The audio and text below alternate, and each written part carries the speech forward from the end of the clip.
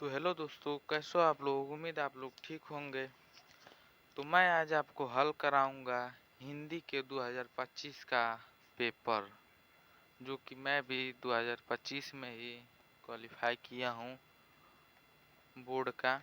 और चलिए इस वीडियो को हम लोग स्टार्ट करते हैं।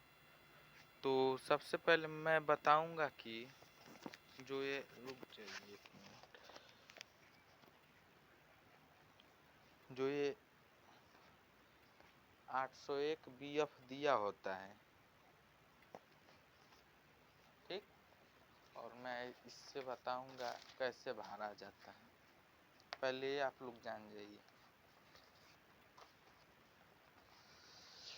जिला का कोड यहाँ पर डाला जाएगा, केंद्र कोड, अनुक्रमांक, रोल नंबर, विषय का कोड और नाम डाल दीजिए। ये सब इम्पोर्टेंट होता है, छोड़िएगा मत।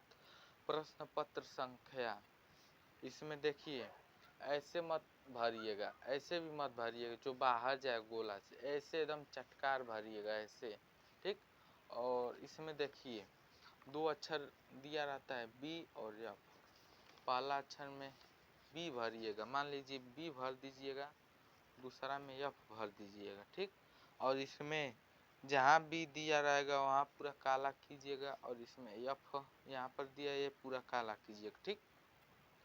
अब इसमें जो जो उमार किए रहिएगा, जो जो इसमें मान लीजिए सी, इसमें मान लीजिए ए सही है, इसमें ए भर दीजिए, इसमें सी भर दीजिए, इसमें डी भर दीजिए, सी भर दीजिए, बी भर दीजिए, ऐसे ही इसको भरना है पूरा। फिर जैसे जैसे इसमें लिखे हैं आप लोग ऐसे एकदम इसमें भी लिखाएगा।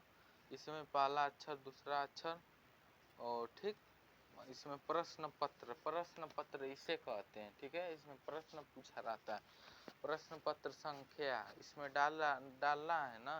तो प्रश्न पत्र संख्या 801 है, तो इसमें 801 भरा जाएगा, ठीक। उम्मीद आप लोगों को इतना समझ में आ गया होगा। फिर अब मैं आगे का बताना चालू करूँगा। इसमें जो इतना उमार है सब बताऊँगा एकदम सही सही, जो कि कुछ मिलेगा इसमें से। तो आप लोग ये ढंग से पढ़े रहिएगा।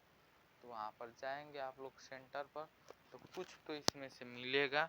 तो आप लोग अच्छे से ट्रिक लगाइएगा। रानी केतकी की कहानी के रचनाकार हैं, देखिए, सदल मिश्र, इंशाअल्लाह खां, समुदा सदासुख लाल, लल्लू लाल। इसमें हो जाएगा आपका बी सही, इंशा अल्लाह खां, ठीक। अजात शत्रु नाटक के रचनाकार, देखिए मैं अब जो जो सही रहेगा वही बस बताऊंगा, क्योंकि ज्यादा टाइम नहीं लूंगा आप लोगों का। अजात शत्रु नाटक के रचनाकार है जयशंकर प्रसाद, ठीक। शुक्ल युग के आलोचक विधा के प्रमुख लेखक हैं रामचंद्र शुक्ल। शुक्ल युगोत्तर युग की समय अवधि होती है सन 1938 से 1947 ईस्वी तक। अनंत आकाश के रचनाकार है जयप्रकाश भारती। प्रयोगवादी काव्य की विशेषता है रस पर आधारित ग्रंथ। रीतिकाल की समयावधि है सन 1643 ईस्वी से 1843 ईस्वी तक, ठीक।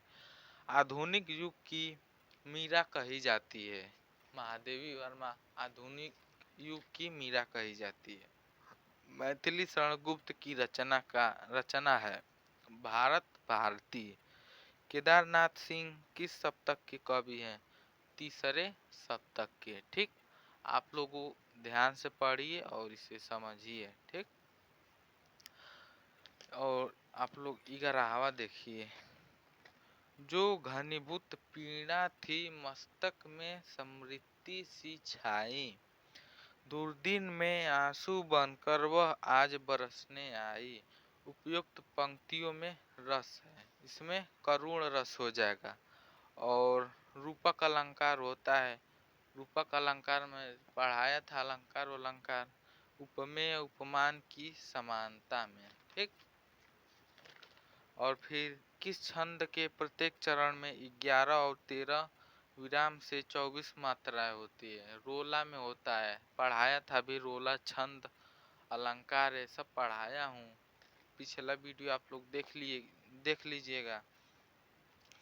परिपूर्ण शब्द में उपसर्ग है, परिपूर्ण में उपसर्ग है, क्या होगा? परि।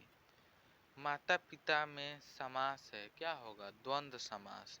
धीरज शब्द का तत्सम रूप कौन सा होता है? धैर्य। धैर्य धीरज का तत्सम शब्द होता है। तथ्य शब्द में विभक्ति और वचन है, द्विवचन, चतुर्थी वचन, षष्ठी वचन, एक वचन, प्रथमा वचन, इसमें हो जाएगा द्वितीय एक वचन। ठीक है।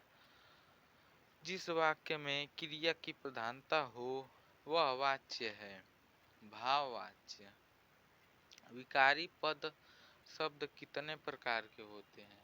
4 प्रकार के बताया था, ये भी विकारी अविकारी। जातिवाचक संज्ञा शब्द है, क्या है? शिक्षा, शिक्षक, जातिवाचक शब्द है। ठीक। और आप लोग ये पढ़ते रहिएगा, गद्य पद में ये आता है 6 नंबर का। ठीक है। और देख रहा हूँ,